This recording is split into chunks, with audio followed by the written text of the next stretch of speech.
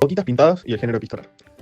Hola, buenas tardes. Soy Edu, el presentador de Radio Siembra, y hoy vamos a hablar sobre una obra literaria muy interesante que es Boquitas pintadas. Boquitas pintadas es un libro escrito por Manuel Puig, con foco en los amores y relaciones de un hombre llamado Juan Carlos Etchepare. La novela se estructura como un folletín y explora la moralidad, los prejuicios y la vida cotidiana de la época. La gran peculiaridad de Boquitas Pintadas es que hace un collage de varios géneros discursivos y literarios, pero siguiendo un mismo hilo en la historia. Algunos de los que podemos encontrar son informes policiales, radioteatro, necrológicas, género rosa, etc. Pero en el que vamos a enfocarnos hoy es en el género epistolar dentro de la obra. Bueno, entonces, ¿qué es el género epistolar? El género epistolar es básicamente cuando una historia o mensaje se cuenta a través de cartas. Obviamente tiene un tono íntimo y personal y te hace sentir como si estuvieras espiando la mente o el corazón de alguien. Porque muchas veces se expresan emociones profundas, pensamientos muy personales o incluso reflexiones filosóficas. Este estilo puede ser real o ficticio, hay cartas verdaderas de también históricos como Simón Bolívar y también hay novelas escritas totalmente en forma de cartas, como Las penas del joven Werther o Cartas a un joven poeta. En el género epistolar, la formalidad del texto varía según el destinatario y el propósito de la carta. Este tipo de escritura puede ir desde lo más íntimo y personal hasta lo más estructurado y oficial. Por ejemplo, una carta dirigida a un familiar o a un amigo suele tener un tono informal, cercano e incluso coloquial. En cambio, una carta dirigida a una figura de autoridad, una institución o a veces en contextos laborales requiere un lenguaje formal, claro y respetuoso. La diferencia también se nota en la estructura. En una carta formal se suelen usar saludos convencionales como estimado, señora, y despedidas como atentamente o cordialmente. En una carta informal basta con un hola o incluso un apodo, y las despedidas pueden ser más afectivas, como un abrazo o con cariño. Este manejo de la formalidad no solo organiza la información, sino que también refleja la relación entre el emisor y el receptor. Por eso, una parte clave del género epistolar es saber adaptar el tono al contexto, manteniendo siempre una coherencia entre forma y contenido. Bueno, ahora vamos a analizar las cartas del género epistolar dentro de Boquitas Pintadas. Acá tenemos un ejemplo de cómo la formalidad va evolucionando en las cartas de Nene a Leonor.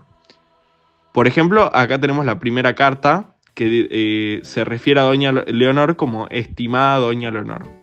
Segunda carta, querida Doña Leonor. Acá podemos ver una clara evolución. Y luego ya en la primera carta de la segunda entrega, Doña Leonor querida. Segunda carta de la segunda entrega, mi querida amiga. Y bueno, una vez que vimos cómo fue evolucionando de formal a informal, mostrándonos cómo se nota la amistad y cómo va evolucionando, ahora vamos a ver los elementos del género epistolar que podemos encontrar en una de las cartas de la entrega. Entonces, bueno, vamos a analizar la siguiente carta que voy a mostrar acá. Luego el saludo, estimada Doña Leonor. Aquí podemos ver todos los elementos del género epistolar, aunque algunos se encuentran implícitos, entre ellos fecha y lugar. Buenos Aires, 12 de mayo de 1947, sitúa temporal y espacialmente la carta. Es un rasgo típico del género epistolar que ayuda a contextualizar el contenido. Luego el saludo, estimada Doña Leonor. Introduce a la destinataria y establece un tono respetuoso, aunque un poco distante. Reafirma la formalidad y carga emocional del mensaje y refleja la relación personal previa entre emisor y destinatario. Y bueno, obviamente no nos podemos olvidar del cuerpo del mensaje. Me he enterado de la triste noticia por la revista Nuestra Vecindad. Aquí la autora establece el motivo principal de la carta, dar el pésame. Es el punto de partida que justifica todo lo que sigue. No es solo una carta social, es una reacción ante una pérdida profunda.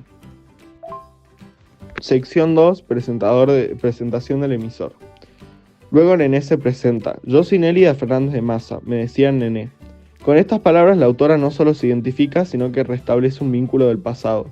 Es como si buscara abrir una puerta que estuvo cerrada durante años. Justifica por qué se anima a escribir a pesar del silencio que ha existido entre ellas. Sección 3, conflicto. Pero lo más interesante es cómo se asoma un conflicto antiguo. Usted y su hija Celina me habían quitado el saludo. Este fragmento agrega una dimensión emocional muy rica. Ya no es solo una carta al pésame, sino también una carta marcada por el recuerdo, el resentimiento y la incomodidad. Nos habla de relaciones rotas, de algo que no terminó de resolverse. Sección 4. Condolencias. Pese a todo, Nené se expresa con respeto y compasión. Le deseo que nuestro Señor le ayude. Esta frase muestra un tono profundamente empático y religioso. A través de la fe, Nené intenta acompañar el dolor de Doña Leonor, a pesar de la distancia emocional que todavía existe entre ellas. Y bueno, ya terminando, tenemos el cierre. Aunque no me quiera, déjeme rezar junto a usted. Esta frase está súper cargada de emoción y se muestra muy religiosa y humilde, ya que a pesar de todo lo ocurrido, va a acompañar el duelo más allá del rencor.